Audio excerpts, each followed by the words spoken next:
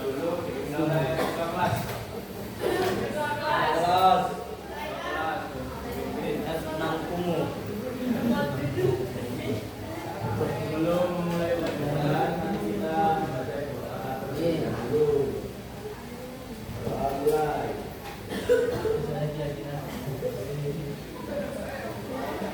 Ini agak hadir siapa aja? Bilal, Alfi, Kuprit, Ombo, Apa sakit? bolos, malas sekolah.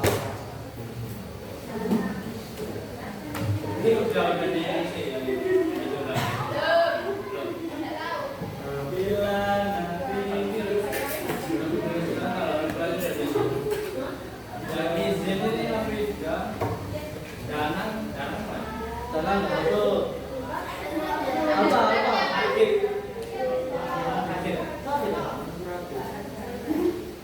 Ada surat ya. Ada yang bolos. Kalau itu Nisan Muhammad berlaku. Iksan apa? Bagian mana? Tadi enggak. 6 kali.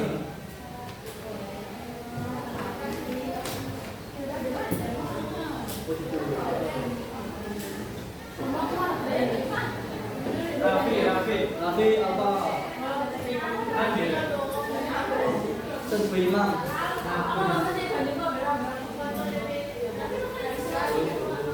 Saskia sakit ya.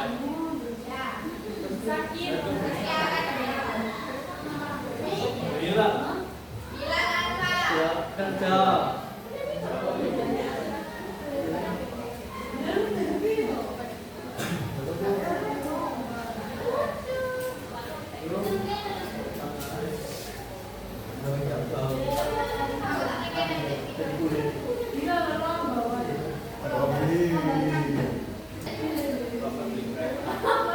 voice breaking ada.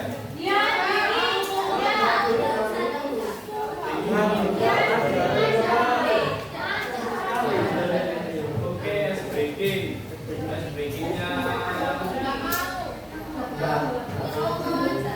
ya ikut ice breakingnya.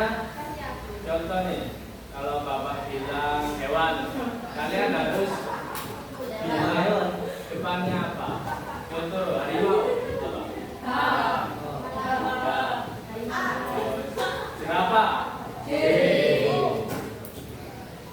kuda. Kalau babi, apa? Iya benar kan? Kan ada kalaunya. Kan tadi kan bilang kalau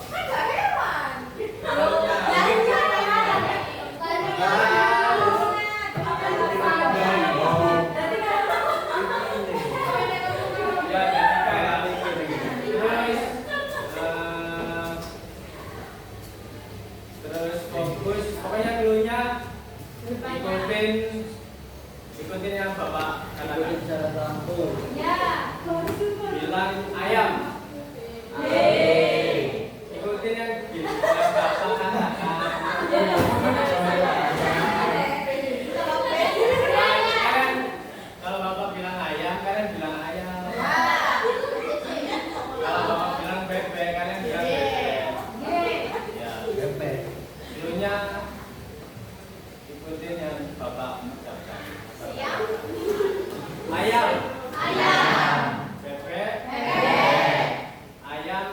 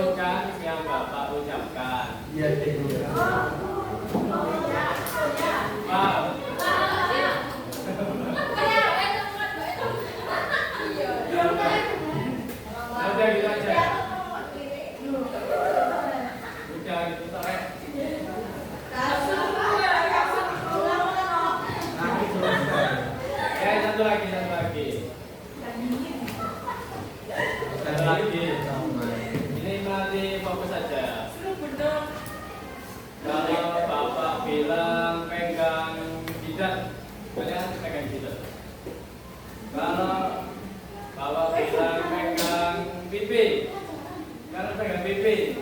Kalau bapak bilang kalian pegang hidung, kalian pegang hidung. Cluenya itu yang bapak bilang. Yang bapak katakan itu kalian pegang. Cluenya ya. Pegang jidat. Pegang lidah.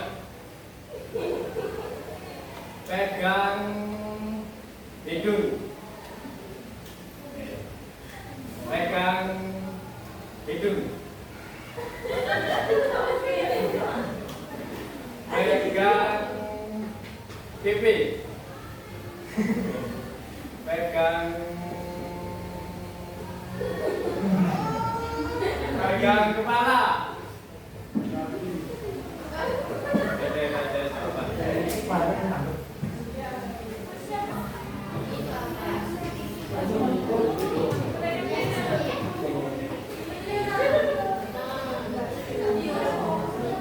Oke, kemarin kita bahas apa ya? Indeks harga itu kalian apa sih yang kalian pahami tentang indeks harga? Perubahan harga. Ya, perubahan harga ya, indeks harga. Jadi setiap harga yang ada di masyarakat itu mereka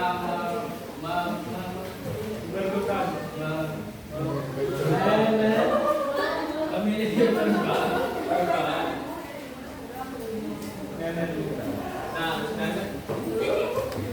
Nah, jangan kita membahas tentang inflasi. Ada yang sudah apa inflasi? Ya, menaikkan harga. Karena apa menaikkan harga? Menurunnya nilai Ini nggak ada bahasa namanya cuaca ya.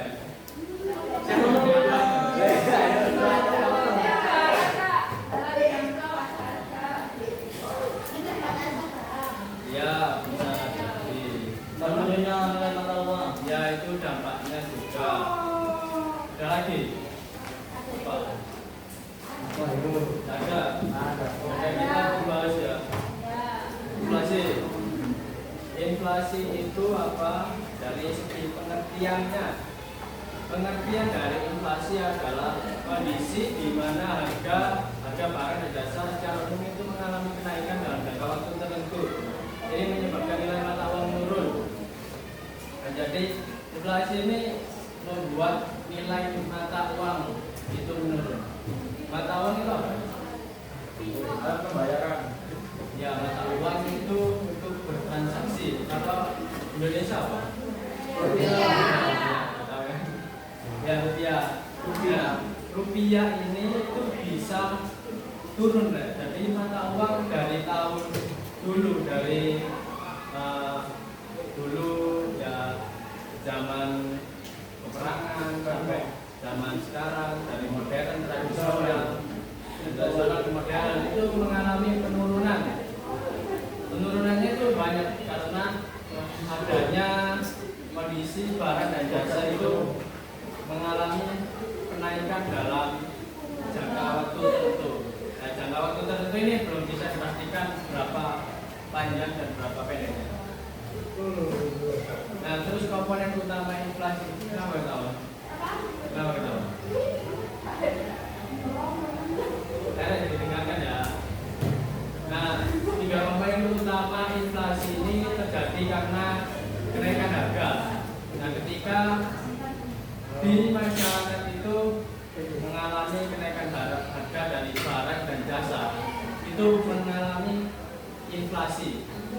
Kenaikan harga itu karena semakin tinggi harga, maka si pembeli ini itu akan mengeluarkan lebih banyak uang. Dengan peredaran uang yang lebih banyak di masyarakat itu membuat inflasi. Dan kedua ini bersifat umum. Nah, bersifat umum ini barangnya tidak hanya satu ya, tidak hanya satu seperti cuma handphone saja atau mobil saja, nggak bisa. Yang bersifat umum itu seperti komoditas. Ya, kemarin seperti LPG, LPG itu kemarin kan tidak disubsidi ya, dan itu mengalami kelangkaan, itu membuat juga inflasi. Tapi Tapi itu kemarin nggak jadi kan? Alhamdulillah nggak jadi. Nah terus langsung terus menerus. Nah langsung terus menerus itu nggak hanya sebulan 2 bulan, tapi berbulan-bulan, bisa 3 bulan, 5 bulan, bisa setahun sampai 2 tahun, itu yang menyebabkan inflasi. Sini ada yang ditanyakan? Nah, penyebab dari inflasi ada permintaan. Karena permintaan ataupun demand pull inflation. Demand itu apa? Demand. Ya benar, permintaan. Demand pull inflation. Pull itu apa? Tarik. Ya benar. Pull itu tarik. Inflation apa? Ya benar.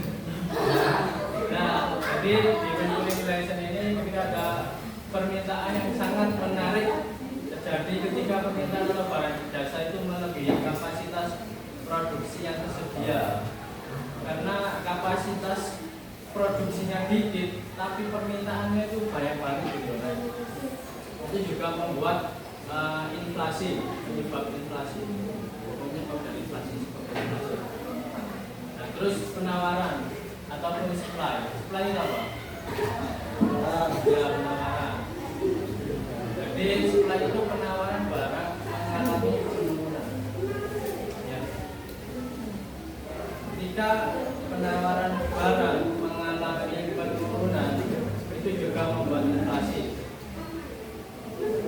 Contohnya penawaran barang itu kan turun, jadi produksinya itu juga turun.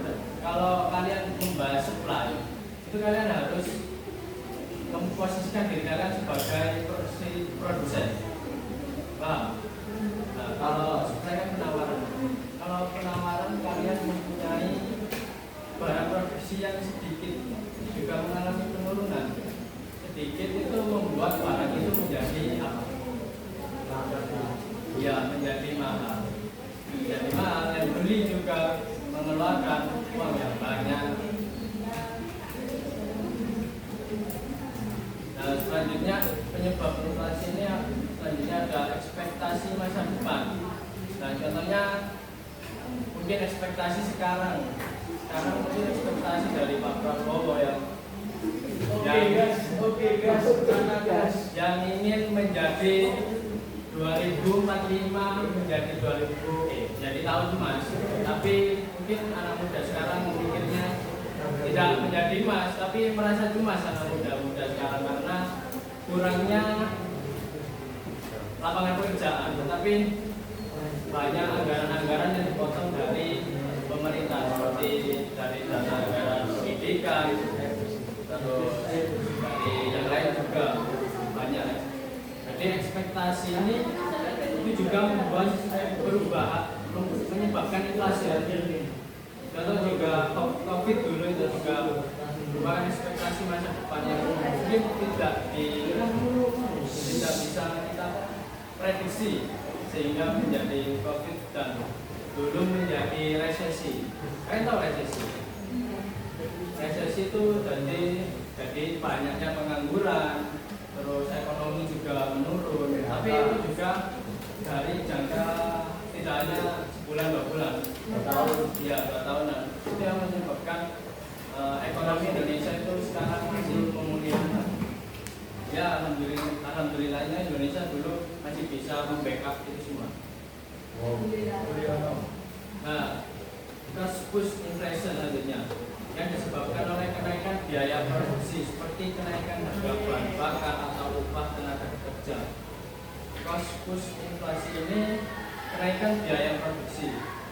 Jadi tadi yang sudah Bapak jelaskan, makin banyaknya uang beredar karena produksi yang naik harganya menyebabkan inflasi itu. Tapi dalam umum ya, tidak hanya satu barang, 2 barang. Selanjutnya juga akan meningkatnya jumlah uang yang beredar di masyarakat. Nah itu tadi juga inflasi dari luar dan dalam negeri. Mungkin kalian bertanya ini, kenapa sih inflasi dari luar dalam negeri itu juga mempengaruhi? Kayak gimana? Contohnya itu kayak contoh kalian sebagai produsen. Nah, kalian sebagai produsen, kalian membeli komoditas atau bahan mentahnya itu dari luar negeri. Kalau di luar negeri mengalami inflasi juga, kalian juga terkena dampaknya di negara kita sendiri. Karena dengan bahan mentah yang naik harganya juga, pasti kalian menjual menjadi barang jadi juga menjadi mahal kan? Iya. Pak. Pak itu.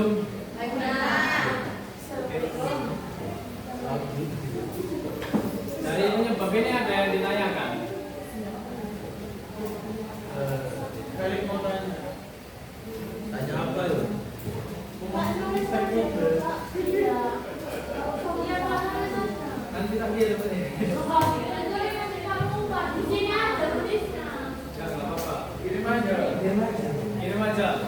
Jenis inflasi selanjutnya. Ini bentar kok. Berdasarkan tingkat keparahannya, jenisnya itu ada keparahannya, penyebabnya dan juga sumbernya. Sebabnya betul. Ini tingkat keparahannya ada. Kita jelaskan rencana. Berdasarkan tingkat keparahannya, inflasi daging digolongkan menjadi 4.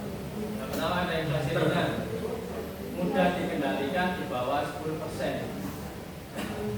Jadi ini inflasi ya cuma beberapa persen, seperti kenaikan cuma 2,5% dan lain-lainnya. Itu mudah dikendalikan oleh pemerintah.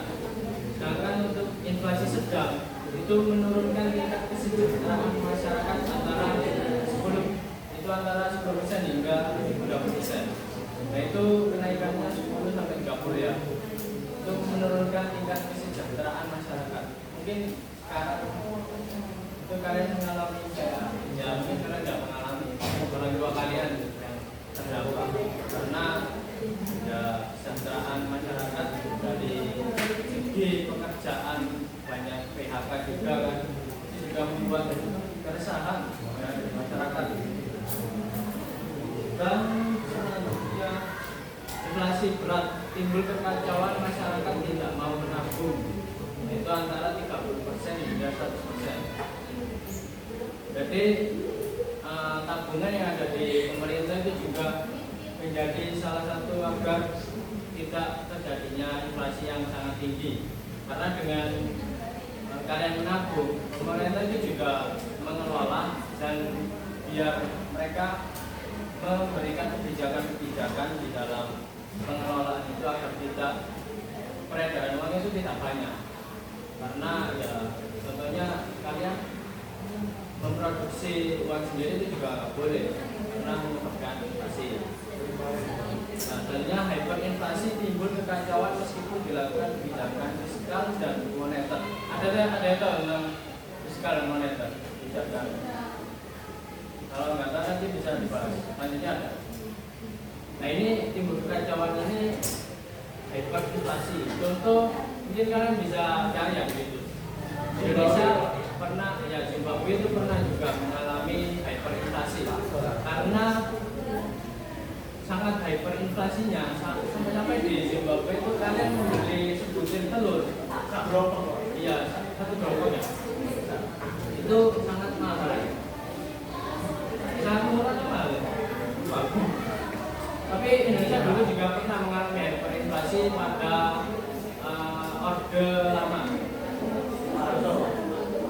Ya, sebelumnya, tapi era reformasi, era Indonesia setelah kemerdekaan, yaitu yang masih dipimpin oleh Presiden pertama Insinyur Soekarno, karena ya namanya juga seperti negara yang baru berdiri itu masih banyak kekurangan. Itu pada saat itu penyebab terjadinya hyperinflasi.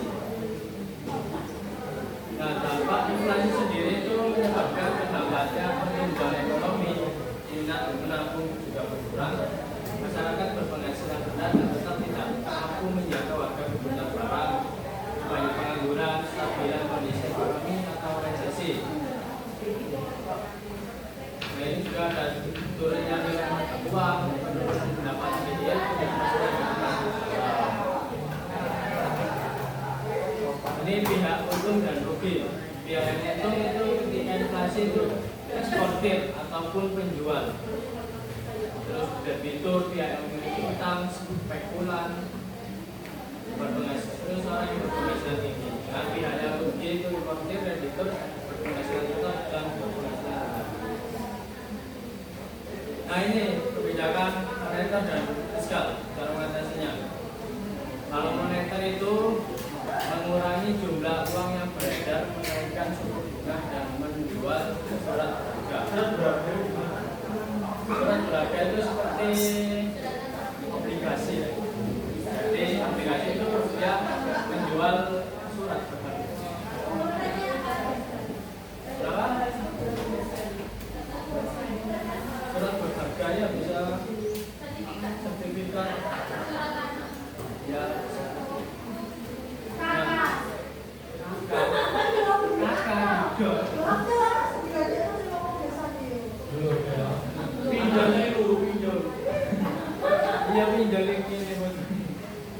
Terus kebijakan fiskal, nah, meningkatkan tarif pajak dan mengurangi pengeluaran pemerintah. Nah, jadi kalau kebijakan moneter itu kalian lebih ke banknya, ke bank. Karena ini kebijakan dari bank Indonesia. Sedangkan kebijakan fiskal ini kebijakan dari pemerintah.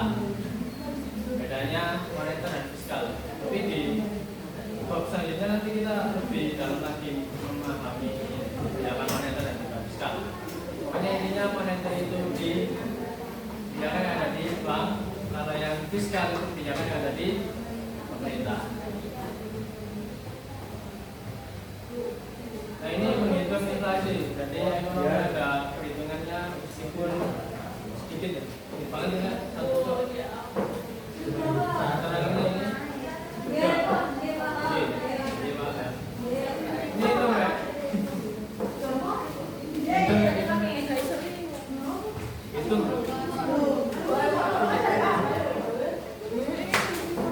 Ada yang bawa kalkulator? Ya, iya kan itu coba. Bawa kalkulator. Bawa.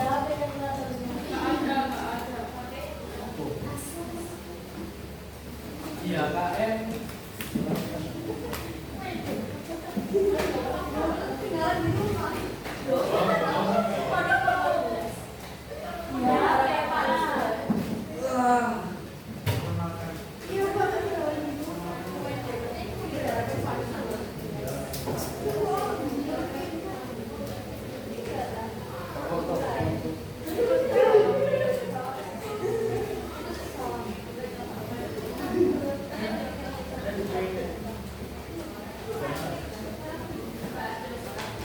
IHKN apa nih Kak? IHKN.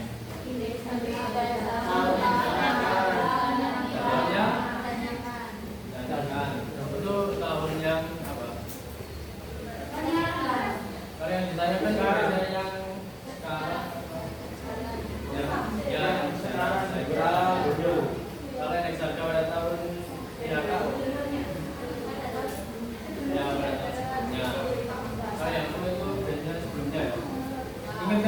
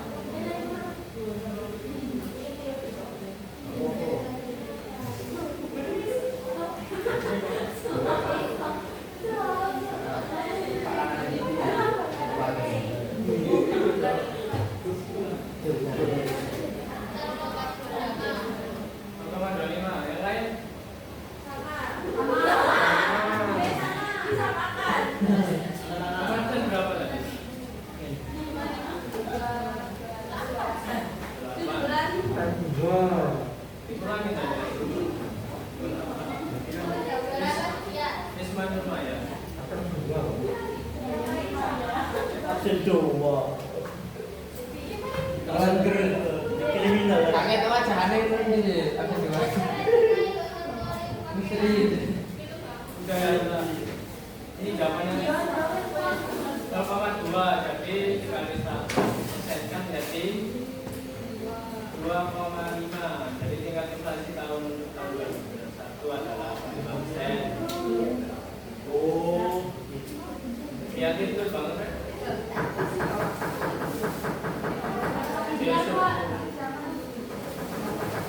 Oh ya ini ditulis.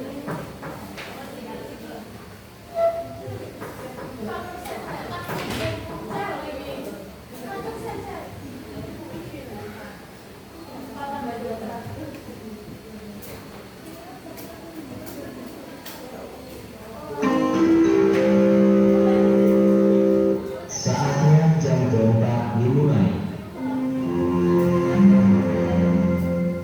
It's time to begin the fourth lesson.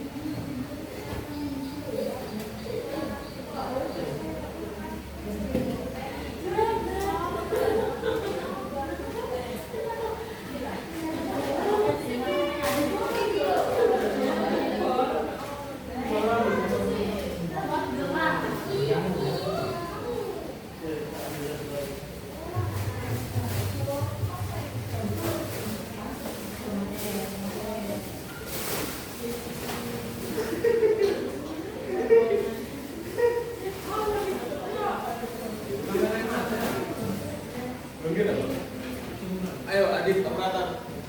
Kak Adit Kak. Oh.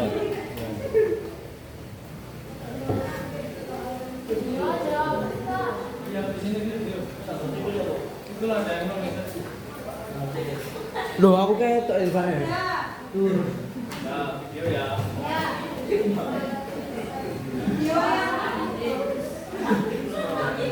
Oke, karena ini pembahasannya agak sedikit berat dan mari kita mulai dengan struktur. Kita mulai dulu dengan definisi. Ya, kita pahami dulu apa itu inflasi. Inflasi dan disinflasi.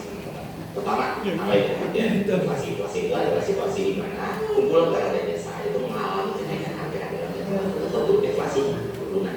Nah, problemnya adalah banyak orang, terutama di Indonesia, yang salah paham ketika rate dari inflasi itu turun, maka lantas disebut deflasi. Enggak, itu berbeda. Ketika rate dari inflasi itu turun, itu tidak serta-merta deflasi, tapi bisa jadi yang terjadi adalah disinflasi. Disinflasi itu apa? Disinflasi itu adalah penurunan dari inflasi. Artinya tetap terjadi kenaikan harga, tapi lebih lambat atau lebih kecil daripada sebelumnya. Nah, kalau deflasi itu angka inflasinya minus teman-teman, di bawah 0%. Nah, sekarang kita balik ke konteksnya. Kenapa gue bilang inflasi rendah 0,76% ini justru membuat kita harus hati-hati.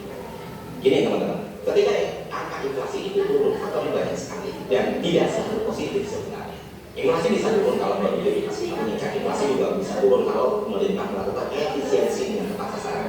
Inflasi juga bisa turun kalau memang dipengaruhi oleh kebijakan moneter dan fiskal yang emang ditujukan untuk satu tujuan tertentu. Nah, untuk saat ini kalau kita lihat indikator ekonomi yang lain kayak tabungan, kredit, ininya angka PHK, lemahnya daya beli, atau kalau kalian lihat di sekeliling kalian bisa tanya orang yang usaha toko online atau orang yang usaha sektor real, bisa jual makanan, jual atau jual apapun. Gue bisa jamin 9 dari 10 orang yang ditanya bakal bilang kalau omsetnya turun, pendapatannya menurun atau bisnisnya sepi. Artinya apa? Artinya inflasi yang rendah saat ini itu tidak dipengaruhi produktivitas yang gue sebutin tadi atau efisiensi yang gue sebutin tadi, melainkan lemahnya konsumsi kita berkurang, daya beli kita juga berkurang, dan kita terus menjaga kita bisa memasuki fase krisis multidimensi yang kuat banget dan menjalani kondisi yang smart.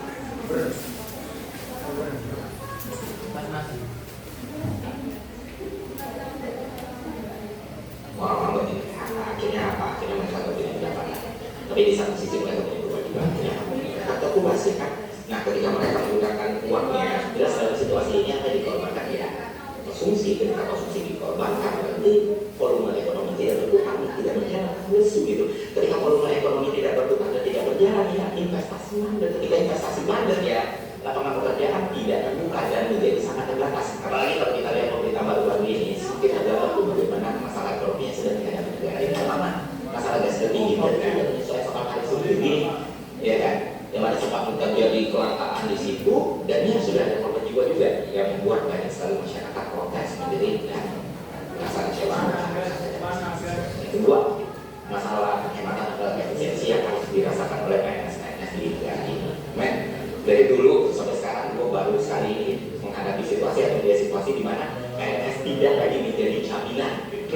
Ternyata bisa diolah-atik juga seperti itu. Untuk mengetahui sekarang itu support sistemnya mereka, pendapatannya mereka, hasil mereka itu semuanya di-cut. Dan bukan cuma itu, beasiswa luar negeri juga di-cut. Jadi lebih miris lagi, biaya listrik dan air ketika mereka bekerja juga ikut dipotong. Jadi sekarang PNS itu ketika di atas yang 4, mereka gak boleh lagi ngikutin hasil dibuangan mereka.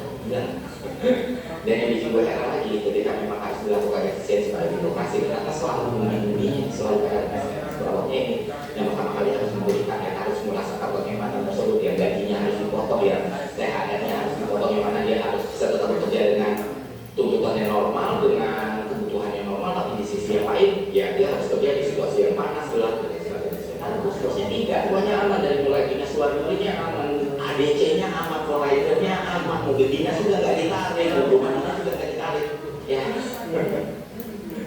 Kalian tahu Indonesia ini punya banyak sekali masalah kan, baik birokrasinya, masalah korupsinya, inkompetensinya, dan sebagainya. Yang mana semua ini akhirnya melemahkan sendi-sendi perekonomian kita. Ketika ini tidak digunakan dengan benar, kita bisa aja masuk dalam stagnasi.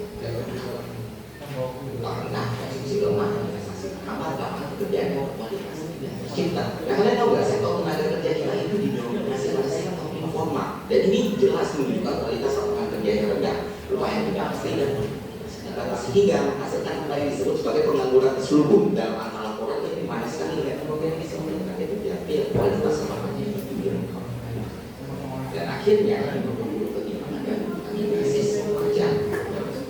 Lalu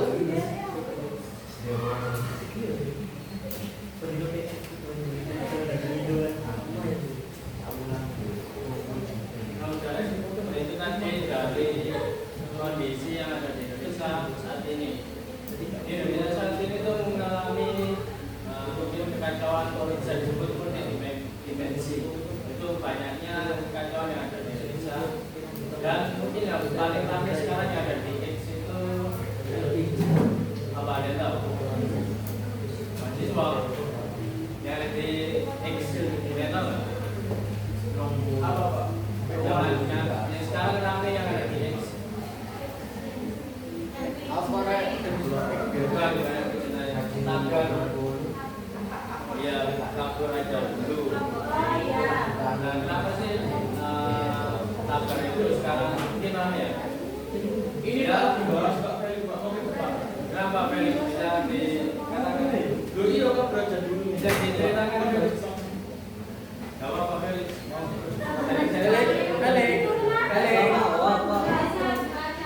Dan di Indonesia sekarang itu banyak anggaran-anggaran yang dipotong, bukan dari pendidikan. Contoh dari beasiswa itu banyak yang dipotong sampai berapa triliun itu. Terus dari anggaran yang ya BPJS itu juga ya banyak juga anggaran-anggaran yang dipotong. Dan PHK itu juga banyak di Indonesia. Sedangkan di Indonesia ini banyaknya penduduk. Nanti kalian diajar Pak. Oh besok. Oh iya besok. Nah itu penduduk Indonesia kan banyak, tapi lapangan pekerjaan Indonesia itu tidak memumpuni ini yang ada di Indonesia. Itu yang ada di Indonesia. Makanya Indonesia ada ya generasi Z sama mungkin generasi Z ya yang lebih banyak yang pakai STK berada dulu. Ya, karena itu tadi kurangnya lapangan pekerjaan sehingga remaja-remaja pada saat ini itu ya cemas dengan masa depannya. Sama pekerjaan pengen kabur belajar dulu, tapi kabur aja dulu itu nggak segampang itu. Kalian di luar negeri juga nggak mungkin juga jadi kayak nggak mungkin ya. Mungkin itu pikiran orang yang kurang jauh lah pikirannya, sehingga ya mampu aja mereka ya pengen ya FOMO itu ada baiknya ada jeleknya. Kalau FOMO dan kebaikan nggak apa-apa, kalau FOMO itu jangan ya. Rumah komo. Kuliah di Opo. Dari materi ini ada yang ditanyakan? Mantap.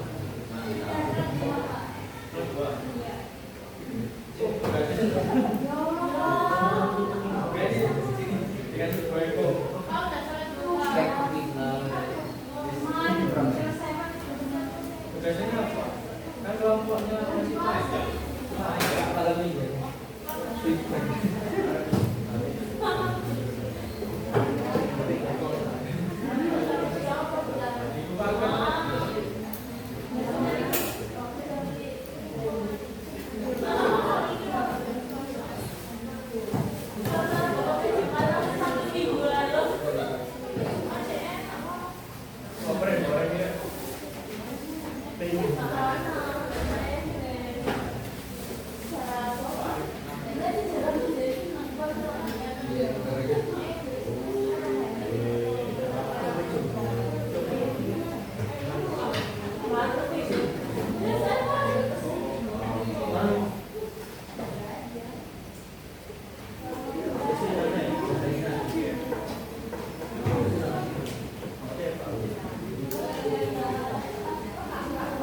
Ini tugasnya halaman 139. Tapi ini kata Bapak tadi jadi PR. Tapi kalau mau dikerjakan sekarang nggak apa-apa, nanti Bapak suruh di sini. Ini 29. PR aja. Karena ini masih ada jam.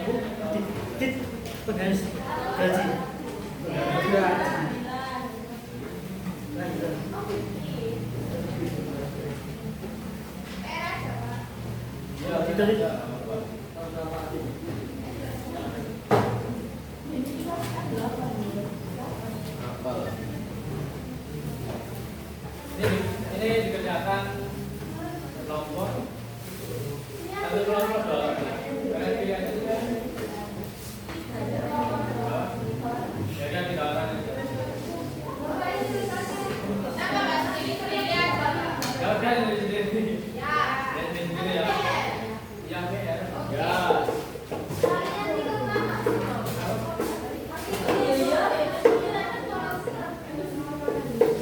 Nah ini kalian cari artikel.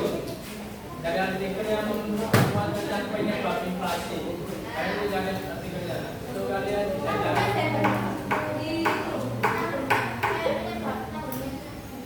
Kalau bisa 5 tahun terakhir. Jadi kalau 5 tahun terakhir berarti 2019 lah. 2019. Apa? Ya kalau mentok kan ya terserah. 5 tahun terakhir dari 2019. Tahu kan cara cari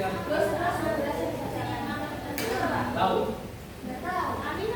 Kan kalian cari di Google Scholar. Tahu? Nggak tahu. Baru tahu Pak. Ini kilo.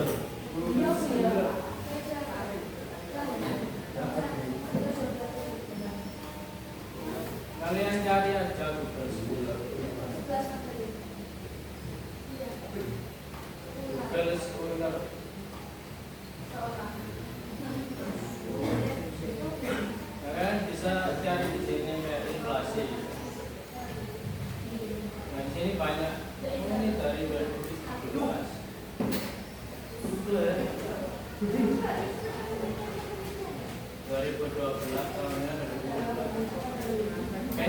baru ada ya jalan ya.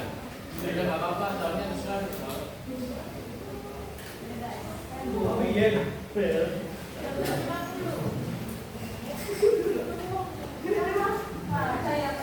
Iya. Kalau kalian kuliah nanti kalian sering pakai ya. Karena ini buat cari jurnal referensi. Kalian bisa